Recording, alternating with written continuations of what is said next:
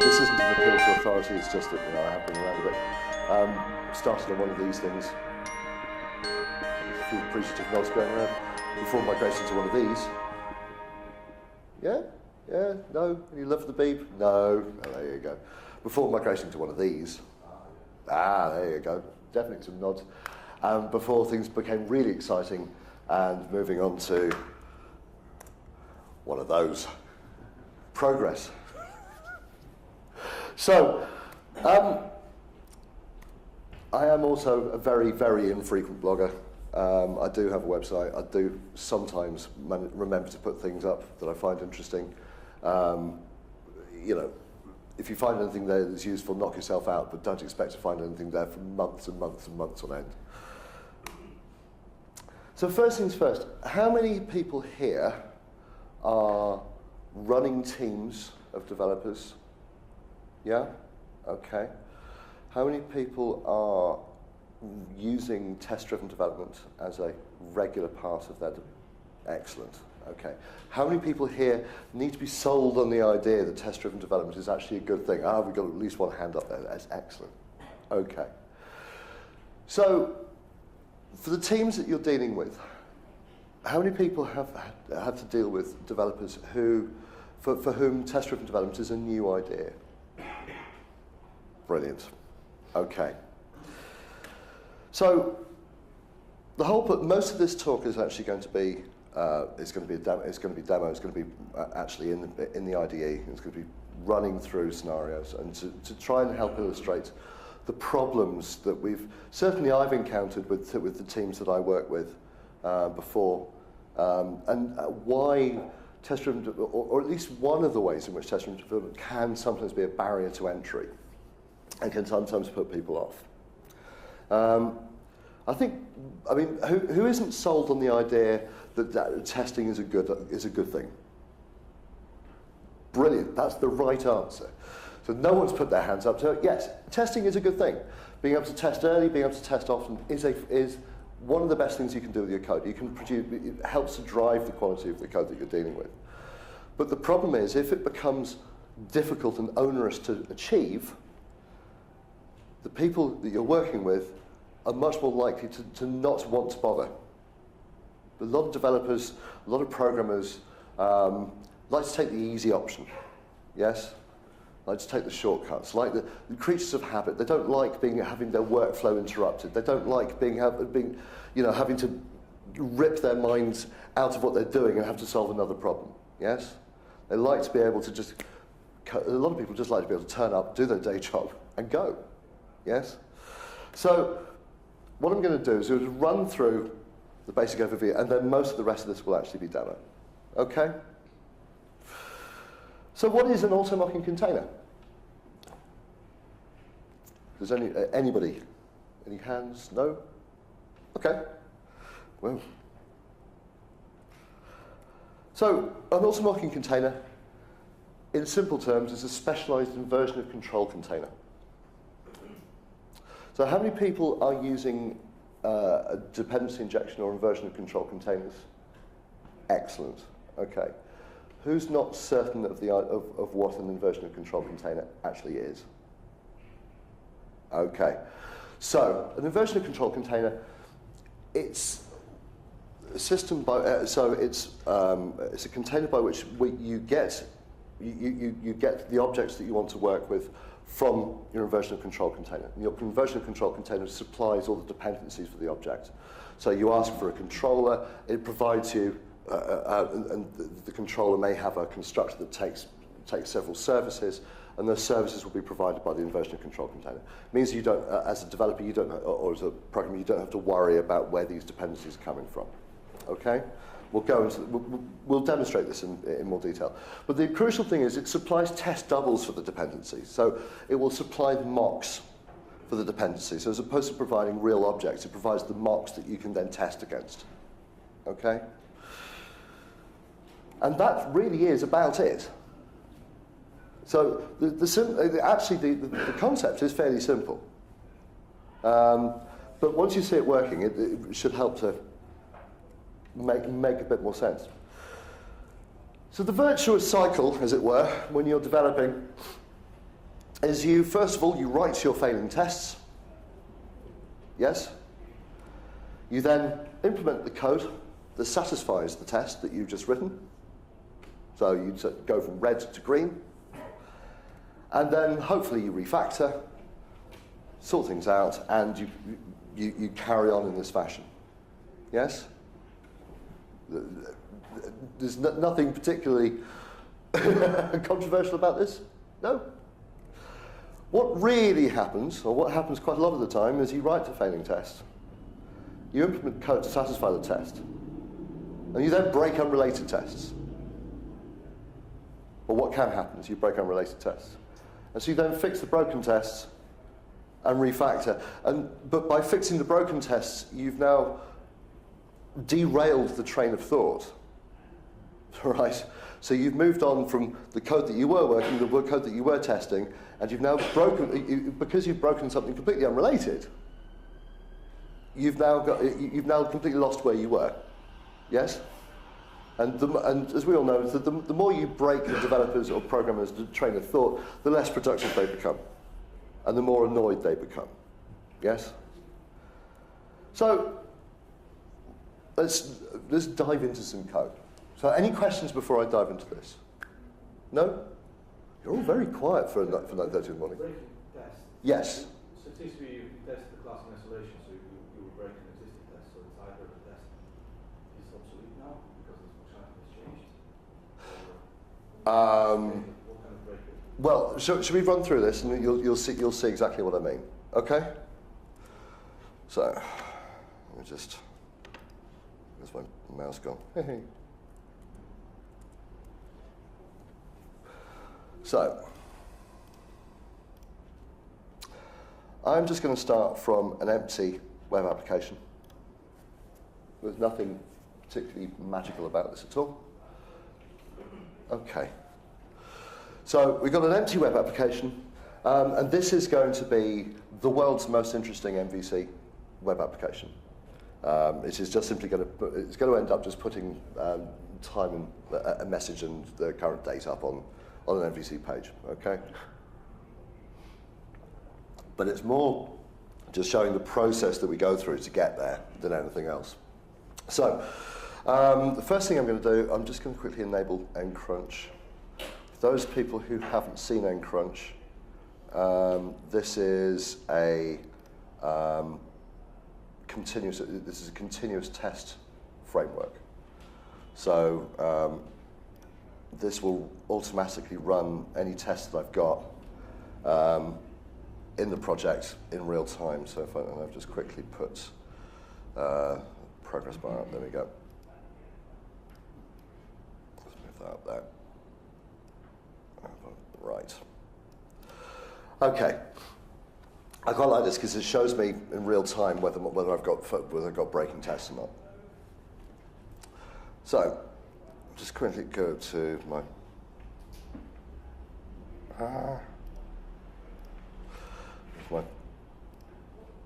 sorry, my Windows have decided to completely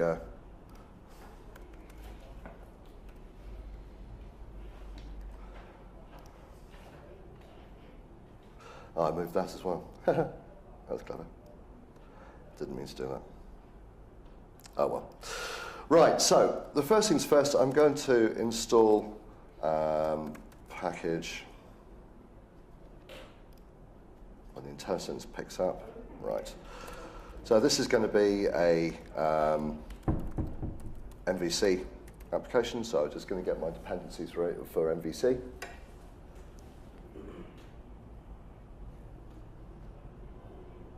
Excellent.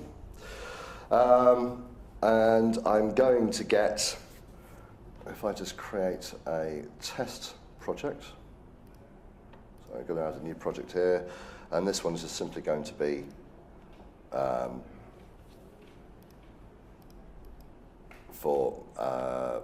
so this is simply going to be to run my unit tests.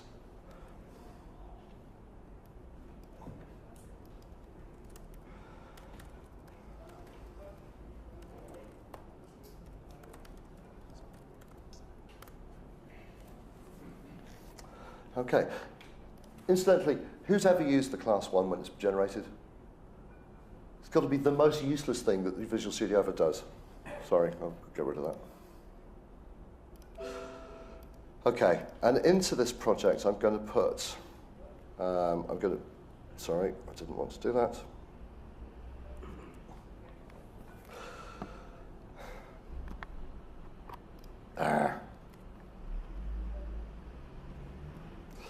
Right, so I'm going to put in n units, so I've got something to run my unit tests. I'm going to grab mock hue, so I've got something to use my mock objects. And there we go. And I'm going to run grab fluent assertions, because I just find they make writing my tests that much more well, fluent. Okay, so last but not least, I need to add a reference so that I can refer to my web project. Okay, so nothing controversial, nothing weird about this. All I've simply got now is a web application, and I've got a project that can now contain some unit tests to help drive the development, okay? So the first thing I'm going to need as part of a web application is I'm going to need, well, an MVC application is I'm going to need a controller, right? So I'm going to need a home controller so that my user can, so my application can actually do something, yes? Okay? So if I'm doing this from a test-driven development perspective, what's the very first thing you should be testing when writing a home controller? Okay. So the very first thing you should actually be testing is whether the class you're adding, the home controller, is a controller. Surely, because otherwise it's just another class. Let's add one in. So I'm going to add in a test. So this will be our home controller test.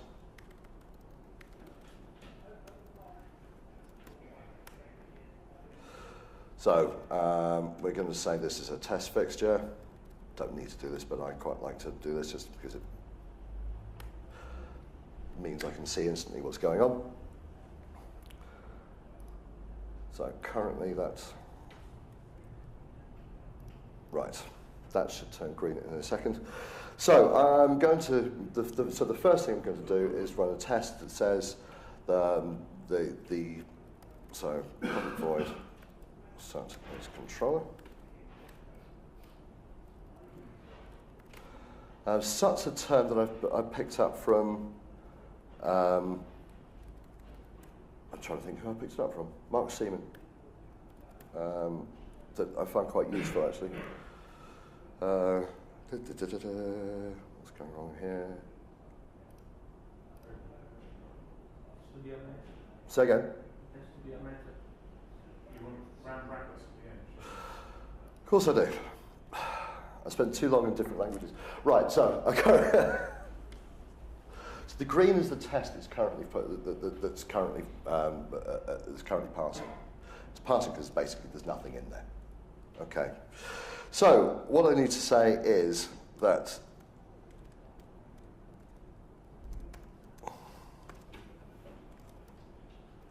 web application. So if we say that it's web application dot controllers dot home controller. Okay. Now obviously this isn't going to compile at the moment because we don't have a home controller. So let's quickly fix this, and we'll go to here, and we'll add a folder. This one will be controllers, and we'll add a new class.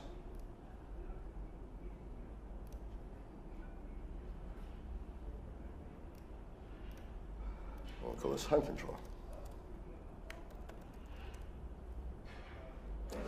So. Why isn't that finding it? Have I not got the namespace right? web application 3. There we go. So, what I should be now saying is the SUT should be assignable to, and it should be assignable to a system.web.mvc.controller.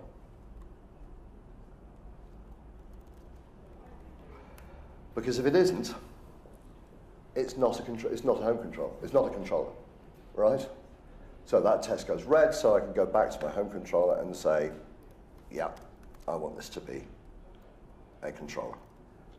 Okay? We all happy with this so far? Yes?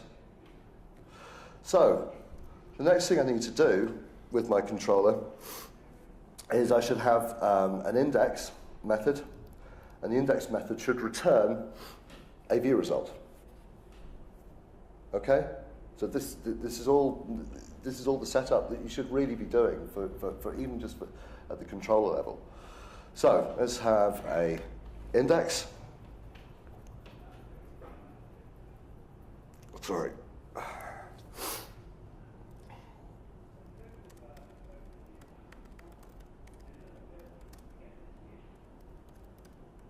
So I was saying, we've got a view result, index.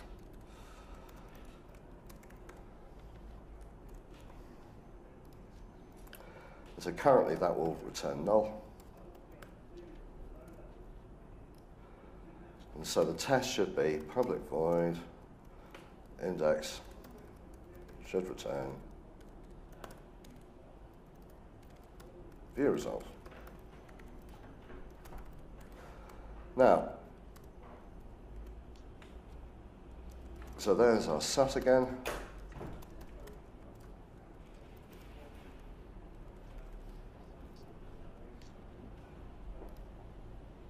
Okay, and the SUT.index should be assignable to a view result.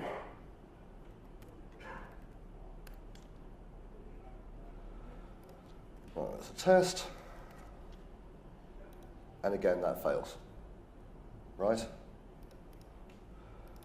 So I want to return a view this time. And we'll say this needs to return an index. So that then works, and that's returning results, and now our test pass again. Okay? So far, we're writing tests, and the tests that we're writing aren't breaking anything else. They're in isolation. We're writing the test, and we're only breaking what we need to break at the time for the code that we're writing. Yes? Okay, excellent. So, what I'm going to say now is that the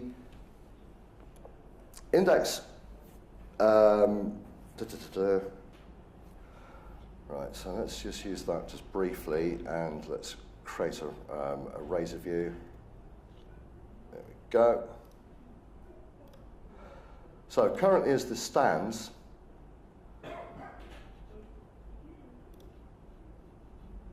this should, oh, haha. Okay. Oh, sorry.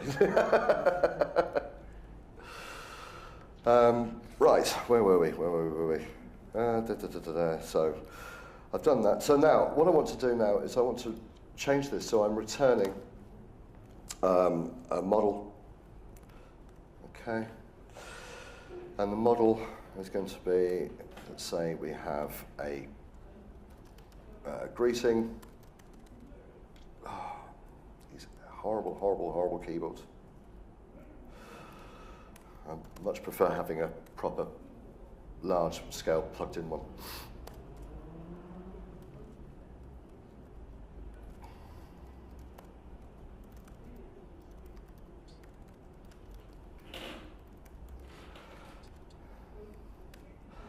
Okay, and the date is date time now. Okay. So again, nothing weird or wonderful going on here. And what it hasn't seemed to have done for me is given me, this is interesting, it hasn't given me the standard, in fact it hasn't given me a web config at all. Say again? Sorry, no, it's given me a web config. No, what it hasn't given me is the routing. So,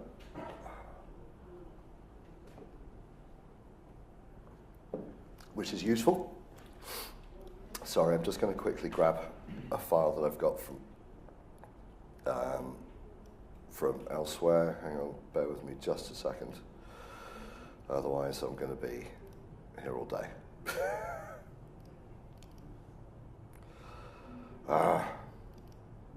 Why doesn't this ever go smoothly?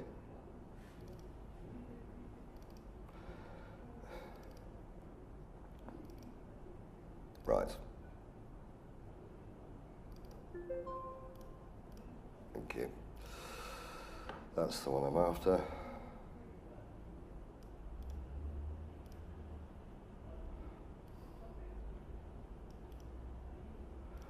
So for some bizarre reason it hasn't added that in.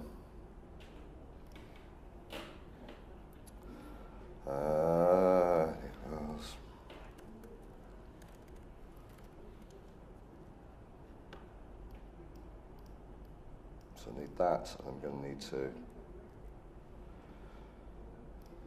go. Right.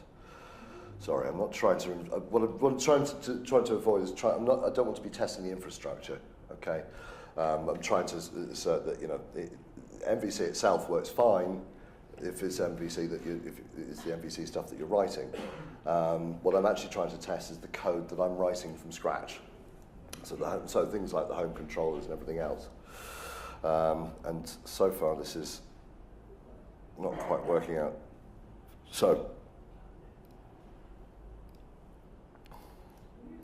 There we go.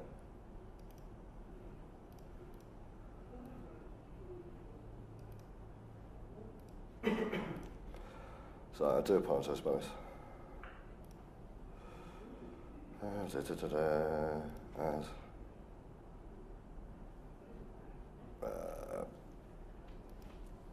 Where are we? Where are we?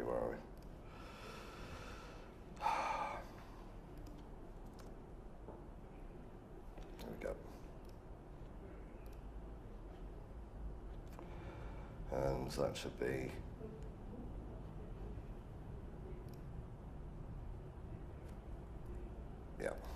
it's the application start. I knew I should have tested this.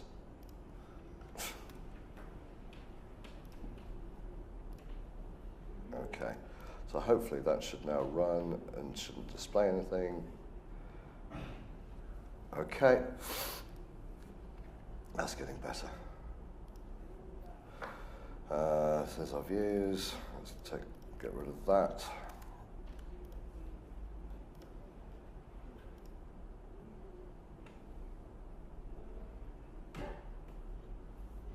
Excellent. This is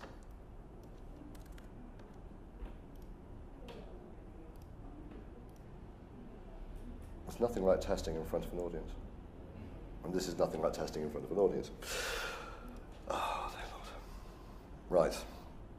You'll have to forgive me for this. We'll simply go back to the code for the moment. So, from the perspective of the controller, okay, what I want to do is make sure that I have,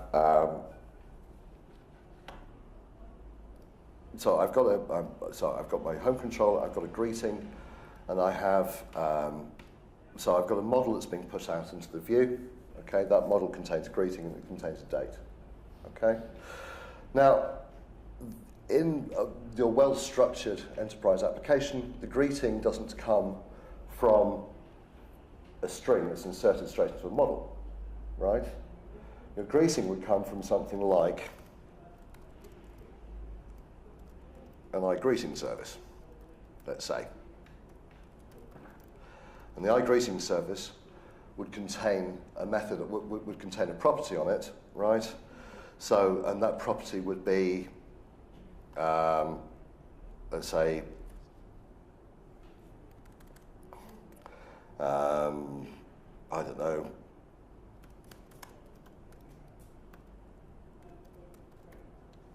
okay?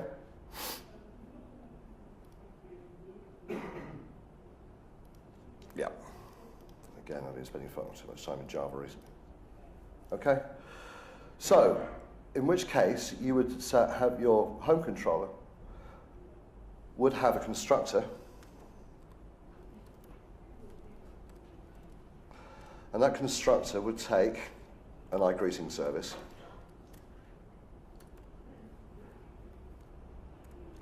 and the greeting here would then take, so we then insert this, insert the field, and then our message would come from get message. Okay? Now the problem we've got is we've instantly broken two tests. We've instantly broken a test that it says the such is the controller. And we've broken a test that says the index should return a view result. We haven't actually written or changed any code that directly contradicts either the assertion that the such is a controller or that the index should return a view result. Yeah? So in this case, what we would need to do is say, well,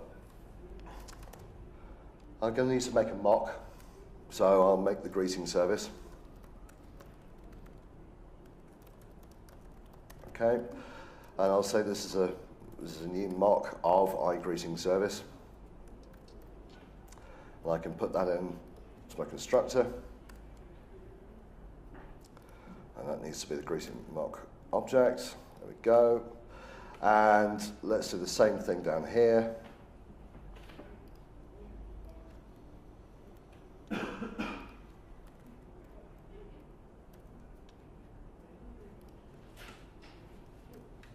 Greeting mock object. Okay?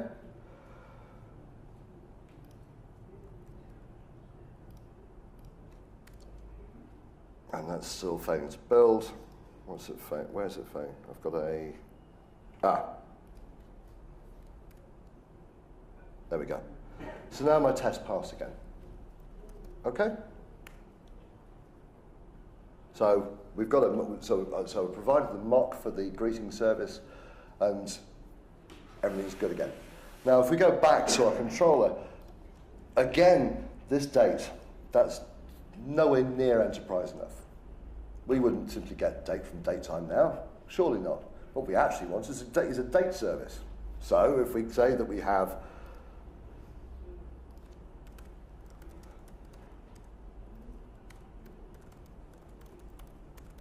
and I think you can see where I'm going with this.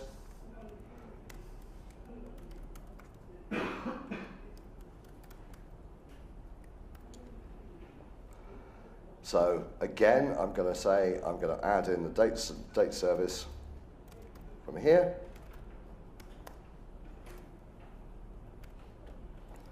Add it to a field. And we're going to get our date service, get date time. Once again, I've broken the tests. And again, I've broken tests in the same places. And I've broken tests that are actually completely unrelated. Yes? I've broken tests again that say that break the assertion that the class I'm dealing with is a controller, and that I'm returning a view result. Okay? But I haven't really changed the concept. The code that I've changed doesn't actually change this intent at all. Sorry, yes. I'm not Microsoft and Java. Sure. So I understand the concept, don't understand the whole thing here. What I usually do, I go to the test, I add the signature, then I refactor the code from the test run. Right. So I don't break this way.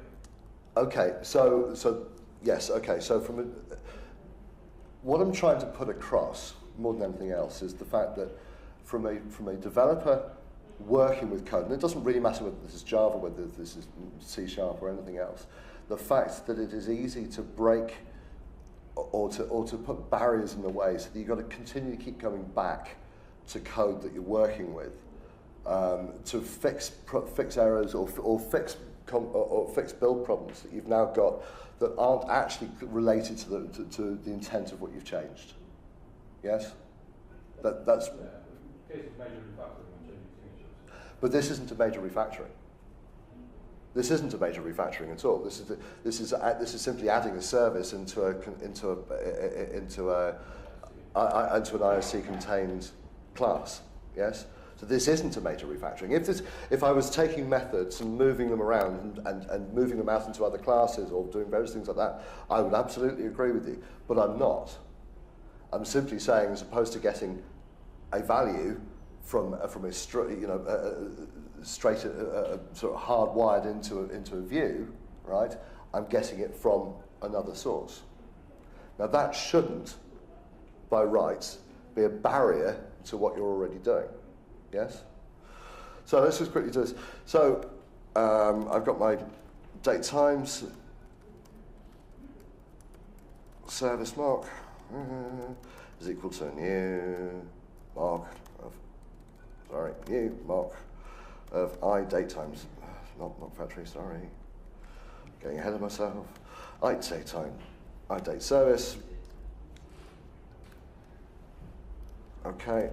And so here's my date time service mark object, and here's this one.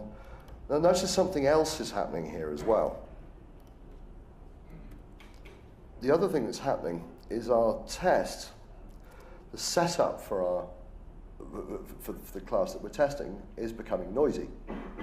There's a lot of stuff going on here. There's a lot of ceremony going on here that actually we don't need, okay? Or that obscure from what the actual intent of the test is, all right? Do I need to know, from the perspective of the home control, do I actually need to know that these objects are required? No, I don't, do I? But yet that ceremony is now there. So I've now got this magic invocation that says that I need to put these things in place.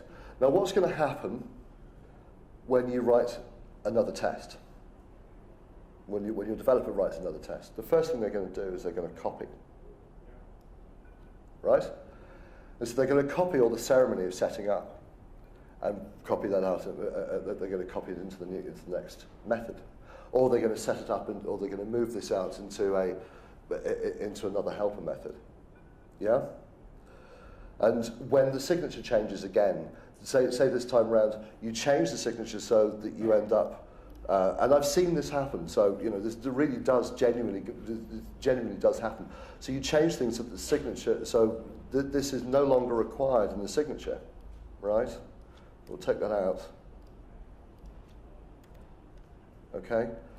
And then what then happens is they go back to the test and they're, right, okay, so I can take that out, and I can take that out.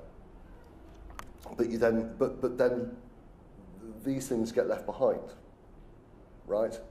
So and especially these are only two tests that have broken at this point in this class. If you're doing this, on a larger scale, you may have 50 tests that have all of a sudden broken, right? And especially with a large controller. So controllers, an account controller, for example, where you've got methods. So you've got methods by which people can register, and you can retrieve details, and you can log in, log out, and all the rest of these things, right? If it's all in one controller, you've now got a whole raft of tests that are now broken. And so your developer will go down and they'll go through. They'll rechange the magic invocations that make things work or not work, right? And so you get noise. So what I'm going to try and do is try and show you how we can get rid of this noise and make things easier, okay? So let's quickly go back to where we were. Let's put these back in place.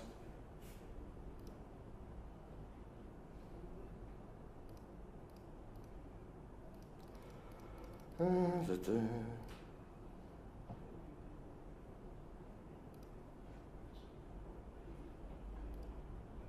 sorry.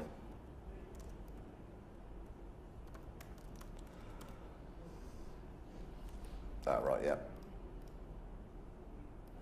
So let's put our magic invocations back in.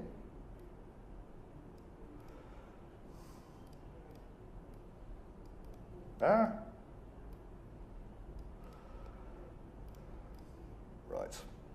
And we can go back to the home controller and we can set these back in place. Right, okay, so hopefully everything at the moment should be building. Right, okay.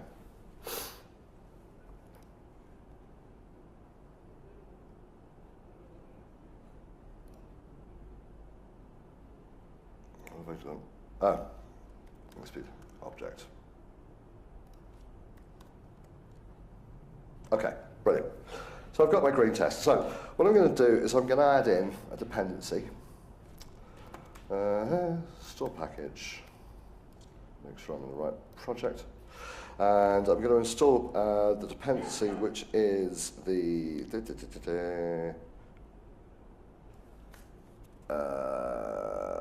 Castle Windsor. That's right.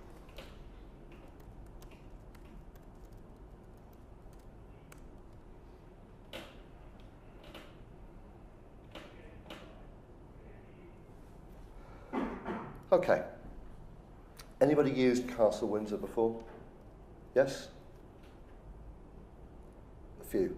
Okay. So you can, yeah. I'm trying to think how you would define it. It is basically it's a dependency injection container, sort of an ISC container that you can use, and it's very, it's quite well supported. In fact, it's very well supported. I don't know why I said quite.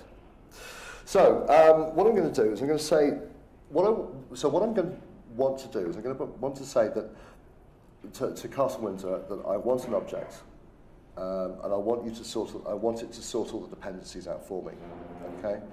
So the way I do this is I'm going to create a class here, and this is a mock queue resolver. So Castle Windsor has this nice idea of allowing what it calls sub-dependency resolvers.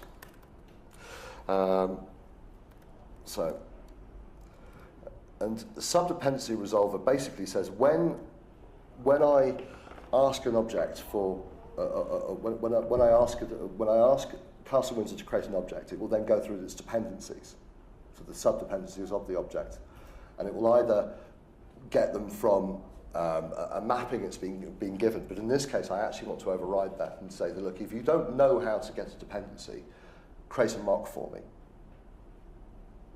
Okay? You'll see what I mean in just a second. So I'm going to get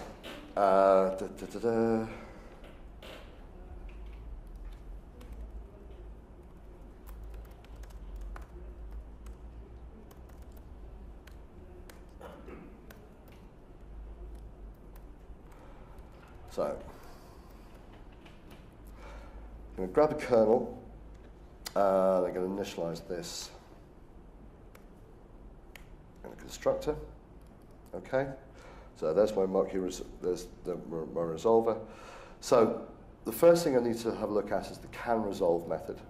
The can resolve, what I'm going to say is that if the dependency I'm looking at is an interface or it's an abstract, then I'm going to replace it with, I'm going to provide a mock in its place. Okay. So the first thing I just need to say is the can resolve just works if the dependency dot target type dot is interface or dependency target type is abstract. Okay? So if what we're asking for in the constructor for the object that we're testing, if the dependency itself is an abstract class or its interface, we're going to say, yes, we can handle this. The next thing we're going to do is actually go ahead and resolve. So this is the bit where we actually do the work. Now, this is where a bit of C# foo comes in place.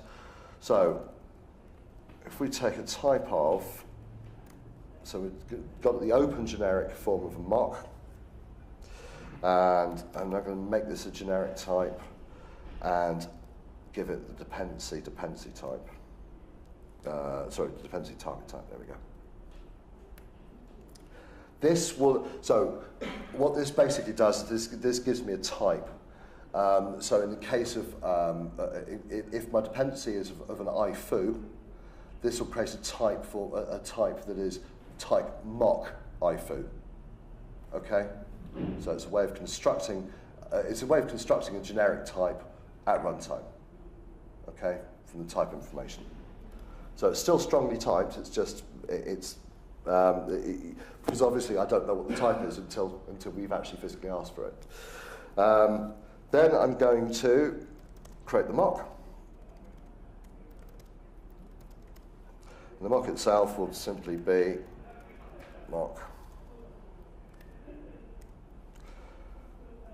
resolve mock type.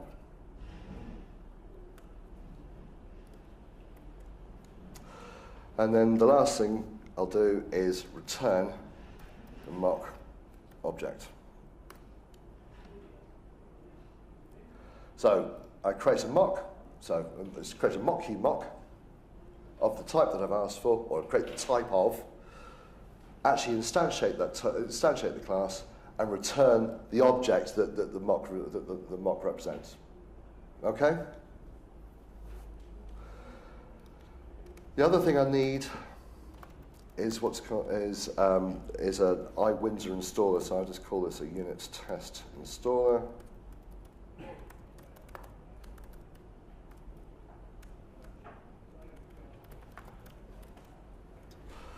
And this is another fairly simple class that has one method, and this is simply install.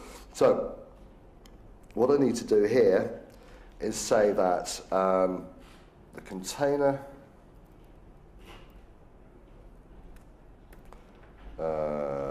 .kernel.resolver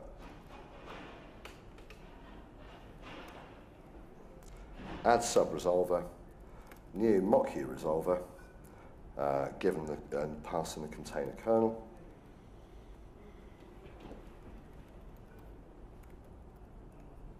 Okay. And what we're going to say is container.register classes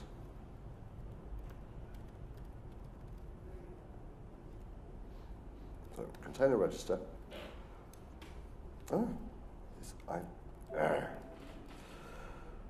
right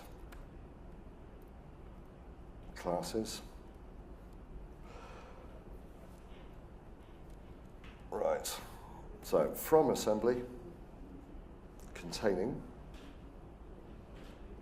So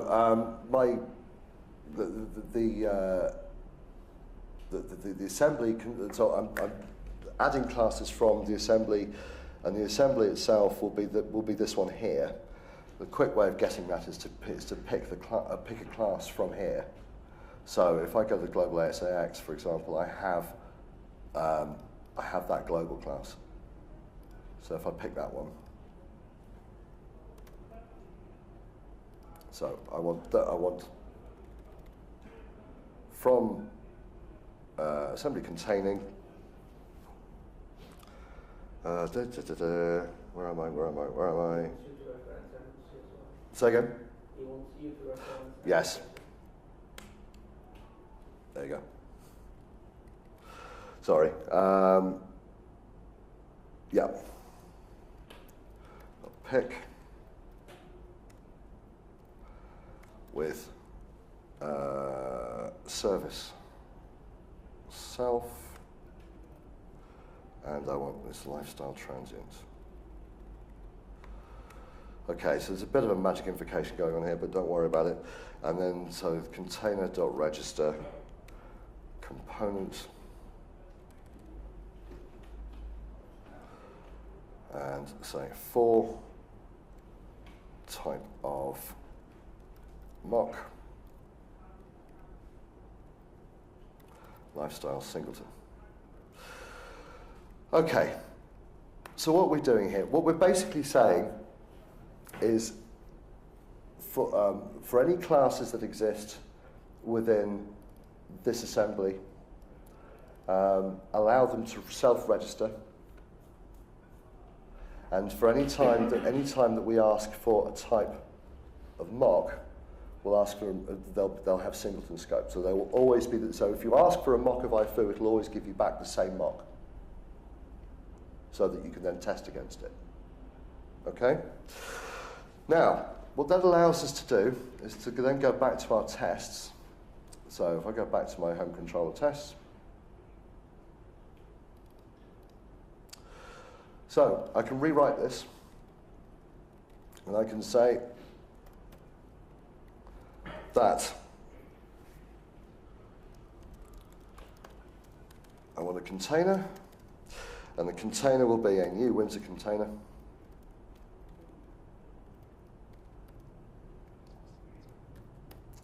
And I want to install new unit test installer.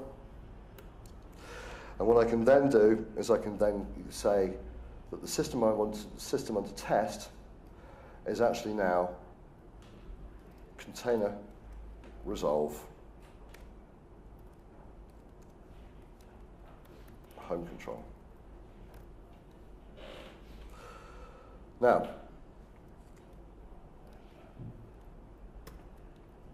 let's fail to build there because I have an extra bracket, and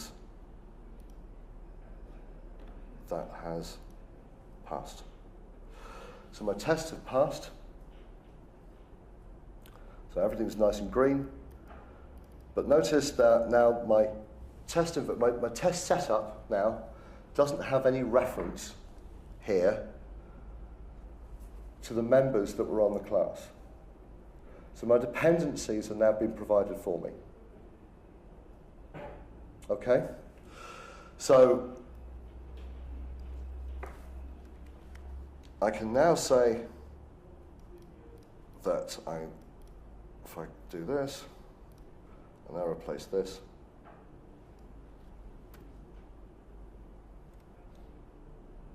okay? Now, what we want to say now is, if we go back to our home controller, what we haven't done is we haven't looked at the case where is my home controller again? I can't see it. There we go. Controllers, home controller. There's the view.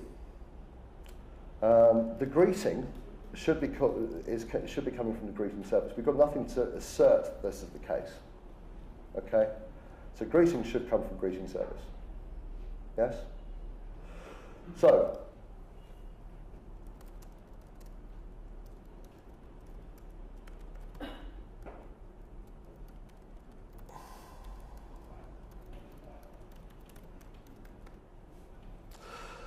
I'll just put the container in place.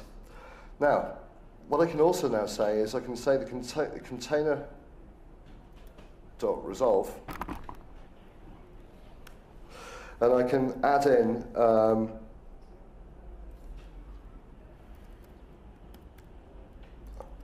there we go. So I want to now resolve a greeting service.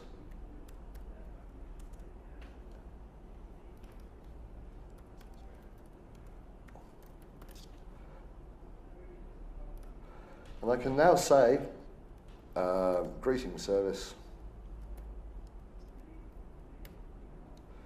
dot verify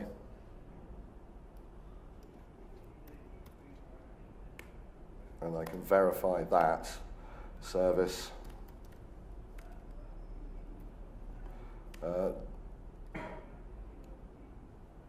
add that as a test.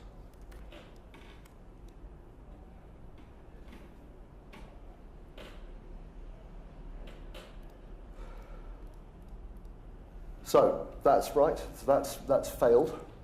And of course that has failed because I haven't actually called the index method on my sat.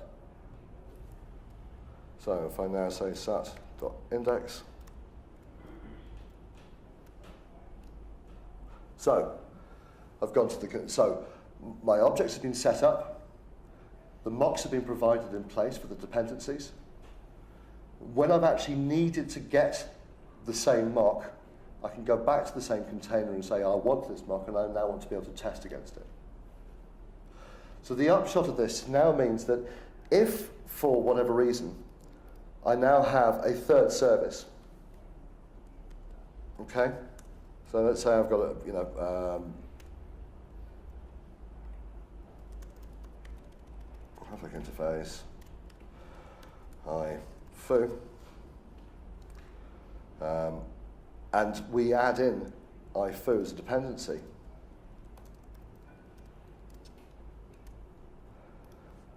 It doesn't break anything. None of our tests are broken. We haven't changed but the point is we haven't changed the intent of the code, right? We've simply added another dependency to the class. But there may well be other tests that you have. You may have a test that describes that does describe the controller. You may have a test that says, I want to make sure that a dependency that is passed in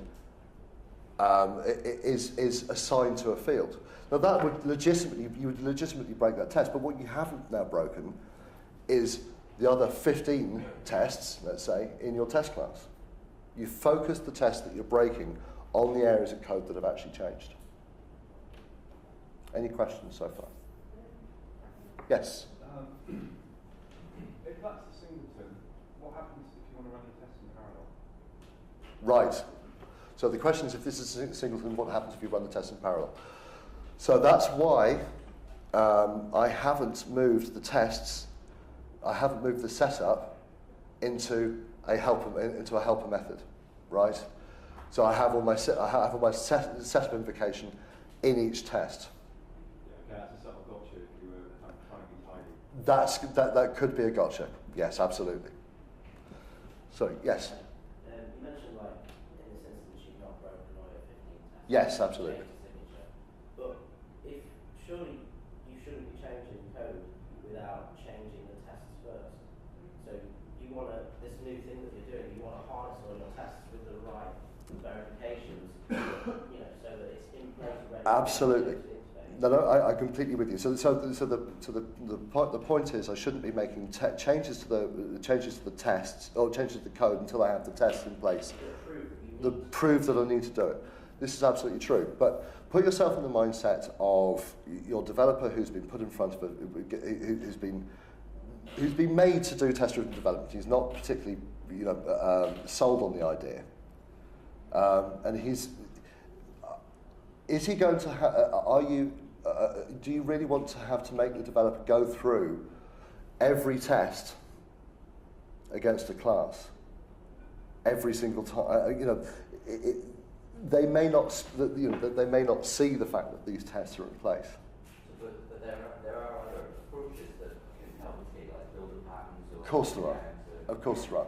And I'm not saying, under any circumstances, I'm not saying that this is this is the be-all and end-all. I'm not saying that this is the only way of approaching it. It's a tool.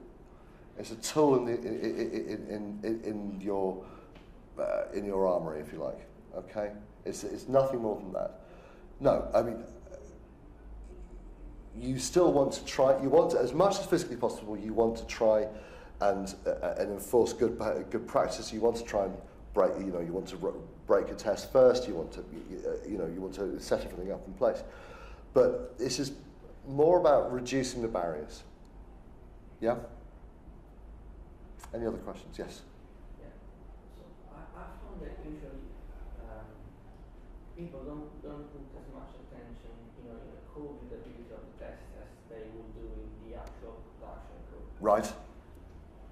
So I was wondering whether using this approach, you kind of masquerading somehow, hiding from the person who comes here and reads the test, what's the interaction between the component in testing and the component and other. Right. Because if I come here, I read this test, I don't even know what's the dependencies are. So how can I know kind of things I have to set up in order, to set up the scenario and set up the interaction between them?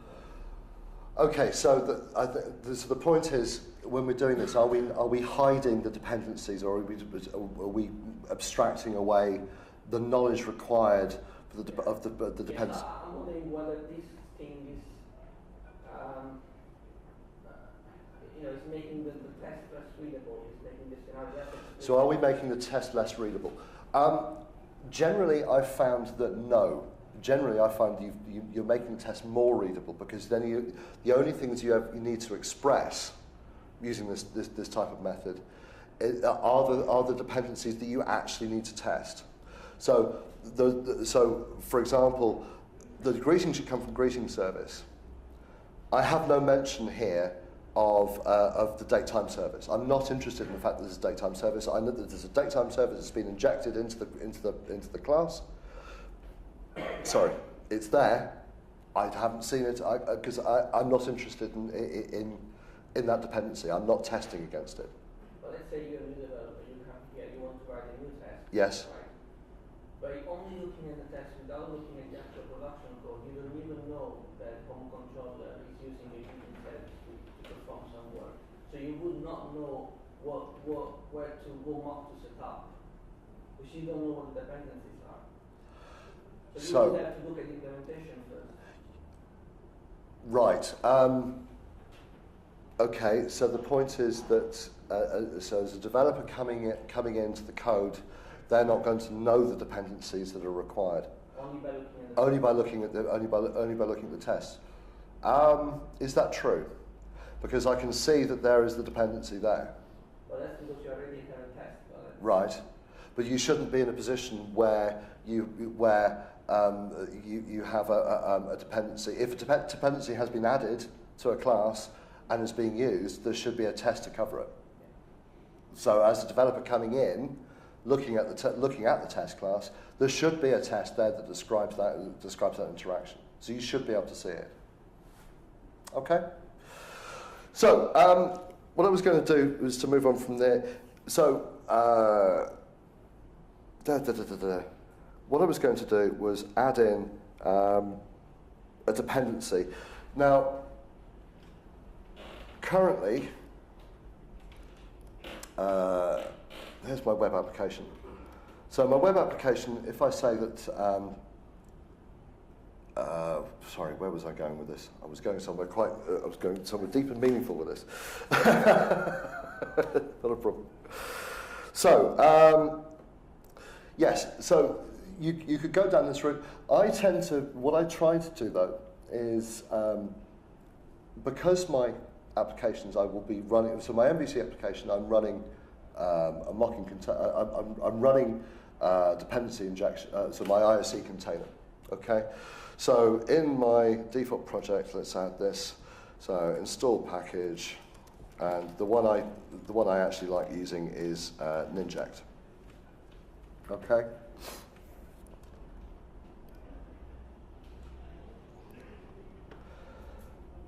So there's Ninject, it's installed. Excellent. Now what I tend to do is, rather than using Castle Windsor at this point, what about if I use exactly the same dependency ISE container that I'm using in my web project? What if I use exactly the same one for my unit tests? Okay? So the reason I do this, so let's uninstall a couple of packages.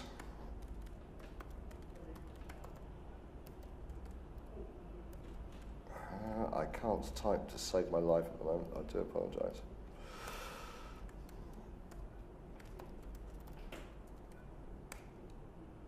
Okay. And I'm just going to get rid of that class there. Okay. So my tests are now failing at the moment because I obviously don't have the Castle Windsor dependencies. So let's just get rid of that for a second.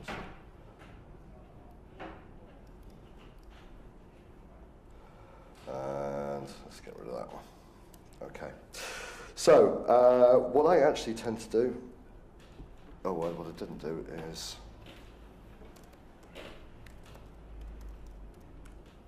right, good. Sorry, I did write this down somewhere. Now you'll find on NuGet, and there are quite a lot of these, you'll find there is a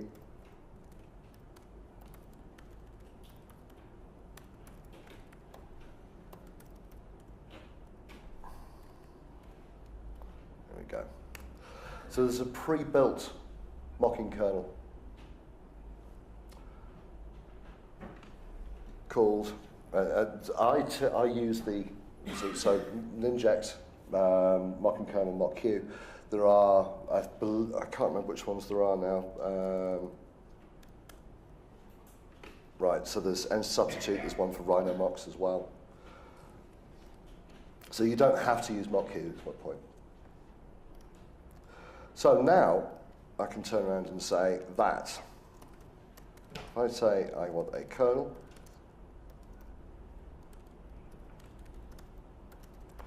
as new mock-Q mocking kernel. And what I'll say now is that the sut I want to test is kernel dot get home control. And again, I'll do the same thing here. So,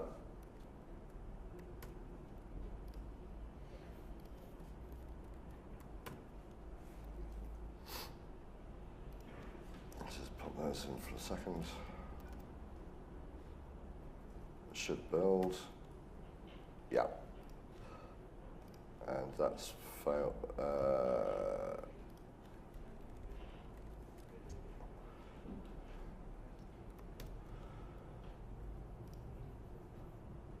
Type in it so mock-Q does not exist. Where is that?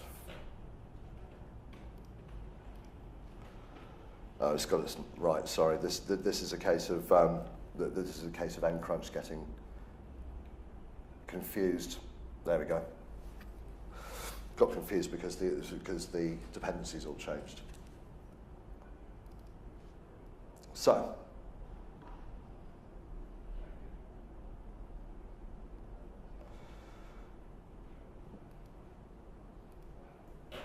What on earth is going on here? Don't you just love it when tests break? Oh, demos don't work.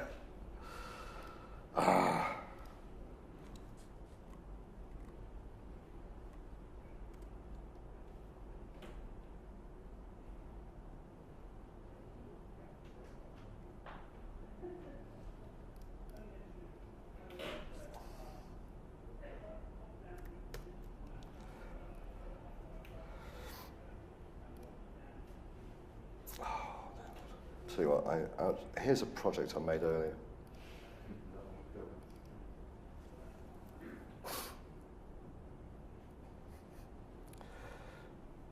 I think it's just obviously got confused.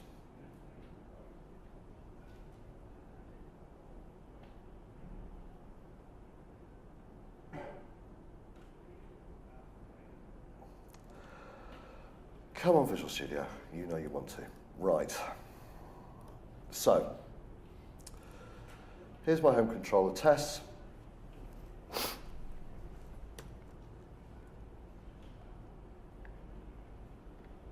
Now, there we go. So, my test here, all I'm saying is I've got a new mock-Q mocking kernel. So this is, what you should be able to do is you should be able to, in your test, you should just be able to install the package. The package dependency in the unit test is simply that Ninject mocking kernel mock-Q. That will then pull in all the dependencies that you require. And then the only thing you need to do is in your test is you say that you want a kernel, and you get your controller through your kernel. Your dependencies are then supplied for you. Okay? Anytime that you then need to get access to one of the dependencies, you simply ask for that dependency. So in the case of the greeting service, for example, where are we doing it? Or if for example, if here I wanted to do that, I would just simply say that kernel dot get mock iGreeting service, and that will then give me the mock that's exactly the same mock that was injected into the class. Okay. Now there are some interesting little side effects. If you're doing this, if you use the same IOC container for your tests as you do for your actual running code, you can do some nice things with this. So, well, first things first, let's go back to the home controller here.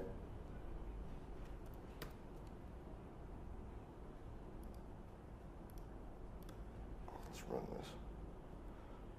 This should work. Yeah. See, I might have reused this.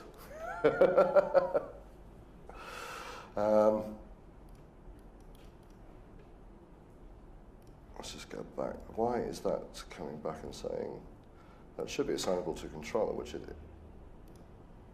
is, and that is really strange. I've got this test. This has to be a case of, yes, this has to be nCrunch again, that is deciding that that doesn't like it. Let's run this separately. No. Ah, okay. How weird. How really strange. I do apologise about this. Because all the other tests are working. Say again? So that should be off type view result, which it should be.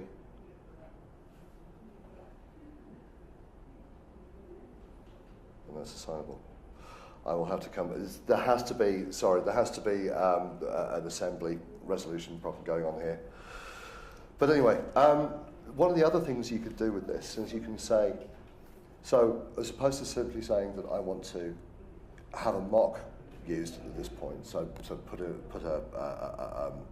simply instantiate a mock, because I'm now running a full IOC container, I can even do setups on this.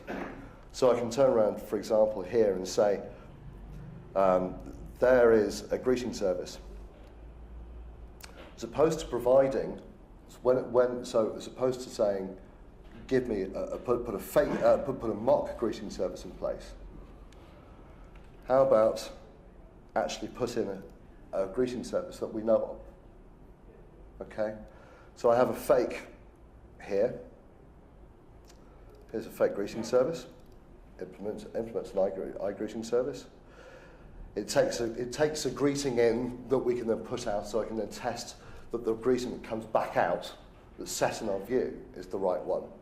Okay, and so when the kernel generates the object, as opposed to putting a mock in place, it's now going to use the fake greeting service that I have here. Yeah? And then I can then do the test. And so the result that comes back in the greeting should be expected greeting, which it is. And I assume you could also do that using the mock, and you could set a... Absolutely. Absolutely right.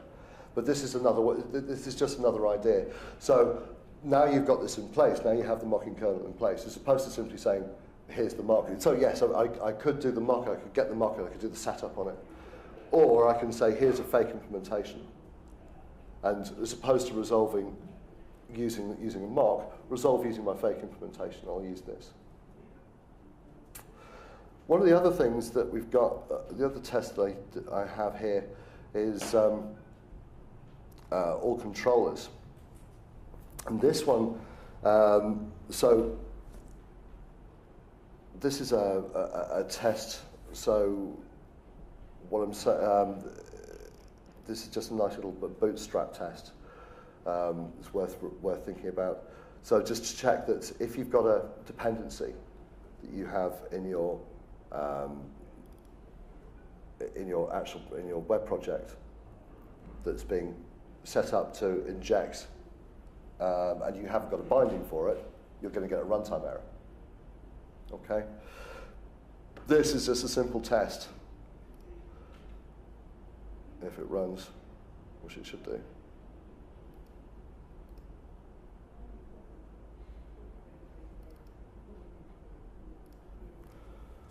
So that if I go back to the bindings, so there's my Ninject Web Common.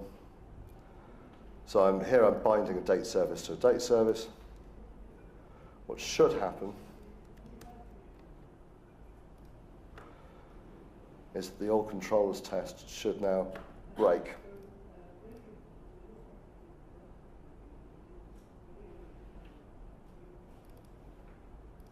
And that's not even running.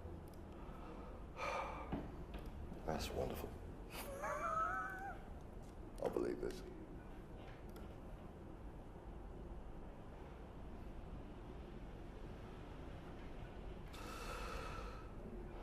Honestly, this I really do need to check this.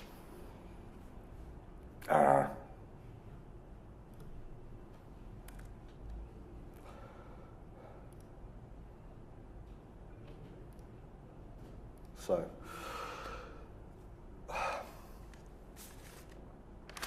any other questions? Sorry, this yes. Okay, so I've verified that my greeting service is called. Yep. Now I want to drill into that, start test driving the implementation of that greeting service. Right. I don't want to do that via having to build a controller. I want to test it in isolation. So I'm going to start passing in, traditional testables.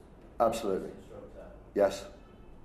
So then you've got one way of testing controllers using this auto mocking container. Yep. And then you go back to the traditional way, unit testing. Okay. Your units. So you've got Yes, absolutely. Right. styles of testing. Right. So it does depend. It does depend very much on what it is. On what it is you are testing. Okay. Yes, there is no reason why. A class in isolation. You don't have to use this as a method of getting your class to test in isolation.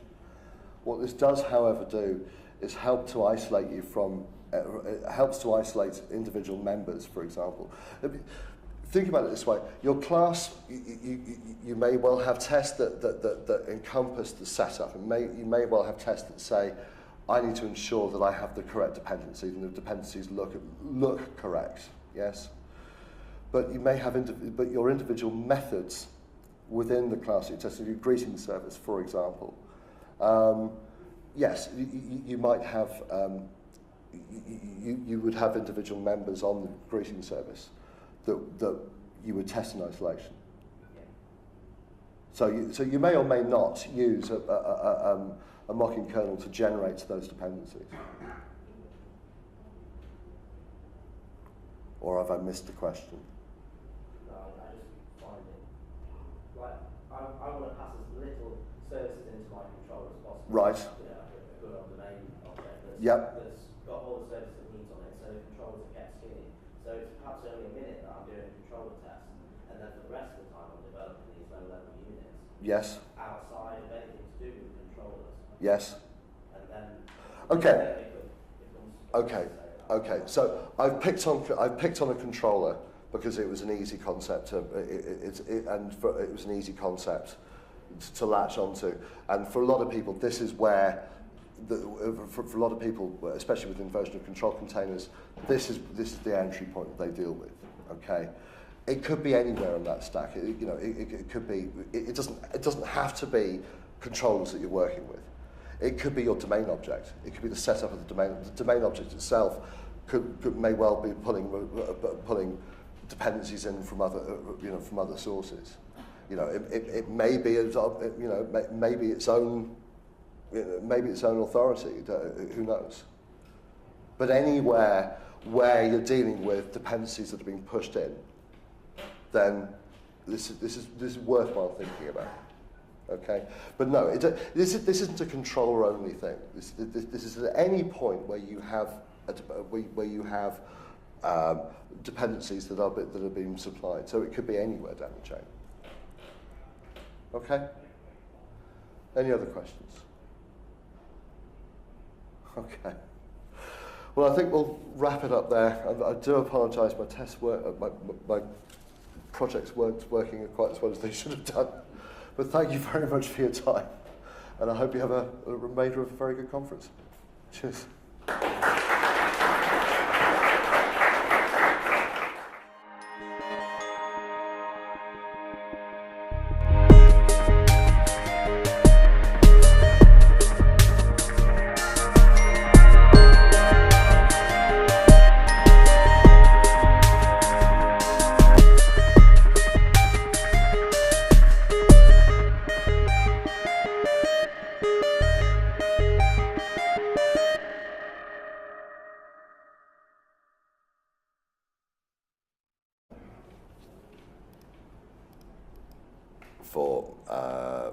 So this is simply going to be to run my unit tests.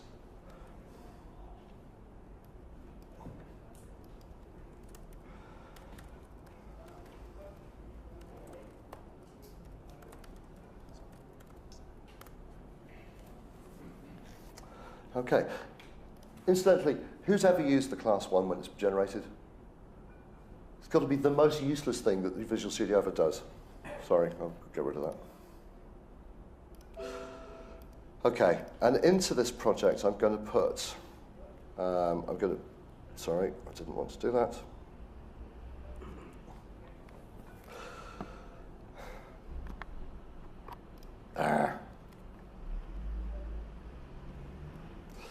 Right, so I'm going to put in NUnits, so I've got something to run my unit tests.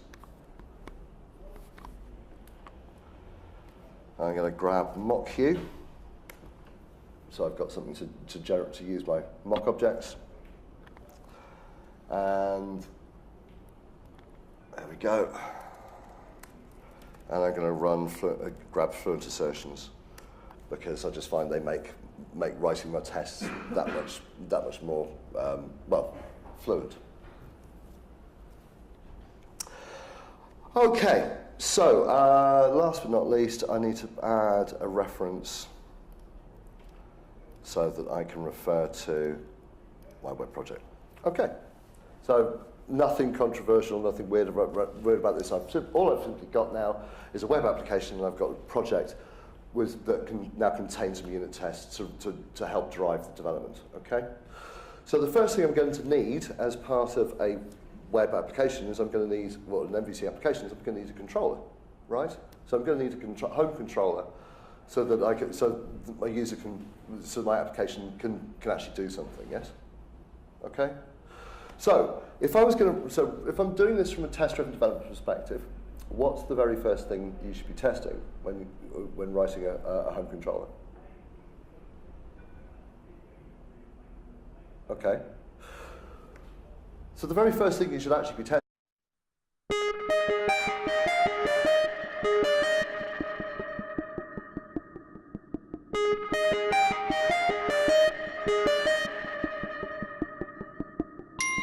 This isn't an appeal to authority, it's just that I have been around a bit. Started on one of these things. A few appreciative nods going around. Before migration to one of these. Yeah? Yeah? No? You love the beep? No? Oh, there you go. Before migration to one of these. There you go. Definitely some nods. Before things became really exciting and moving on to one of those. Progress. So, I am also a very, very infrequent blogger. I do have a website. I do sometimes remember to put things up that I find interesting. If you find anything there that's useful, knock yourself out, but don't expect to find anything there for months and months and months on end. So first things first, how many people here are running teams of developers? Yeah? Okay. How many people are using test-driven development as a regular part of their Excellent. Okay. How many people here need to be sold on the idea that test-driven development is actually a good thing? Ah, we've got at least one hand up there. That's excellent. Okay. So, for the teams that you're dealing with, how many people have had to deal with developers who, for whom test-driven development is a new idea? Brilliant. Okay. So, most of this talk is actually going to be it's going to be demo. It's going to be actually in the IDE. It's going to be running through scenarios and to try and help illustrate the problems that I've encountered with the teams that I work with before, and why test-driven, or at least one of the ways in which test-driven development can sometimes be a barrier to entry, and can sometimes put people off. Who isn't sold on the idea that testing is a good thing? Brilliant, that's the right answer. So no one's put their hands up. So yes, testing is a good thing. Being able to test early, being able to test often is one of the best things you can do with your code. It helps to drive the quality of the code that you're dealing with. But the problem is, if it becomes difficult and onerous to achieve, the people that you're working with are much more likely to not want to bother. A lot of developers, a lot of programmers like to take the easy option, yes? Like to take the shortcuts, like the creatures of habit. They don't like having their workflow interrupted. They don't like having to rip their minds out of what they're doing and have to solve another problem, yes? They like to be able to a lot of people just like to be able to turn up, do their day job, and go, yes? So, what I'm going to do is run through the basic overview, and then most of the rest of this will actually be demo. Okay? So what is an auto-mocking container? Does anybody? Any hands? No? Okay. Well. So an auto-mocking container, in simple terms, is a specialized inversion of control container. So how many people are using a dependency injection or inversion of control containers? Excellent. Okay. Who's not certain of what an inversion of control container actually is? Okay. So an inversion of control container, it's a system it's a container by which you get the objects that you want to work with from your inversion of control container. And your inversion of control container supplies all the dependencies for the object. So you ask for a controller, it provides you, and the controller may have a constructor that takes several services, and those services will be provided by the inversion of control container. It means you don't, as a developer, or as a programmer, you don't have to worry about where these dependencies are coming from. Okay? We'll demonstrate this in more detail. But the crucial thing is it supplies test doubles for the dependencies. So it will supply the mocks for the dependencies. So as opposed to providing real objects, it provides the mocks that you can then test against. Okay? Nothing particularly magical about this at all. Okay. So we've got an empty web application, and this is going to be the world's most interesting MVC web application. It is just simply going to end up just putting time and a message and the current date up on an MVC page, okay? But it's more just showing the process that we go through to get there than anything else. So, the first thing I'm going to do, I'm just going to quickly enable encrunch. Those people who haven't seen encrunch, this is a continuous test framework. So this will automatically run any tests that I've got in the project in real time. So if I've just quickly put progress bar up, there we go. Let's move that up there. Right. Okay. I quite like this because it shows me in real time whether I've got breaking tests or not. So, just quickly go to my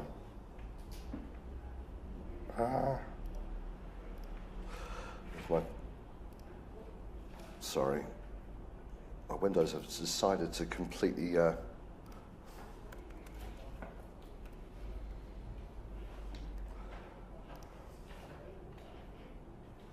moved that as well. That was clever. Didn't mean to do that. Oh well. Right, so the first things first, I'm going to install package when the IntelliSense picks up. Right. So this is going to be a MVC application, so I'm just going to get my dependencies for MVC.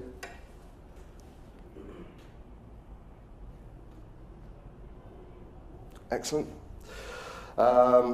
And I'm going to get, if I just create a test project, so I'm going to add a new project here, and this one is just simply going to be, and that really is about it.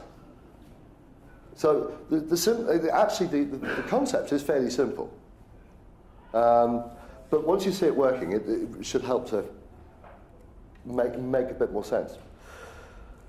So the virtuous cycle, as it were, when you're developing, is you, first of all, you write your failing tests. Yes? You then implement the code that satisfies the test that you've just written. So you go from red to green. And then hopefully you refactor, sort things out, and you carry on in this fashion. Yes? There's nothing particularly controversial about this? No? What really happens, or what happens quite a lot of the time, is you write a failing test. You implement code to satisfy the test. And you then break unrelated tests. Or what can happen is you break unrelated tests. And so you then fix the broken tests and refactor. But by fixing the broken tests, you've now derailed the train of thought. Right? So you've moved on from the code that you were working, the code that you were testing, and you've now broken, because you've broken something completely unrelated, you've now completely lost where you were. Yes? And as we all know, the more you break the developers or programmers' train of thought, the less productive they become, and the more annoyed they become. Yes? So let's dive into some code. So any questions before I dive into this? No? You're all very quiet for 9:30 in the morning. Breaking tests. Yes. So it seems to be you test the class in isolation, so you were breaking existing tests, so it's either the test is obsolete now because its functionality has changed, or what kind of break? Well, should we run through this and you'll see exactly what I mean. Okay? So let me just, where's my mouse gone? So,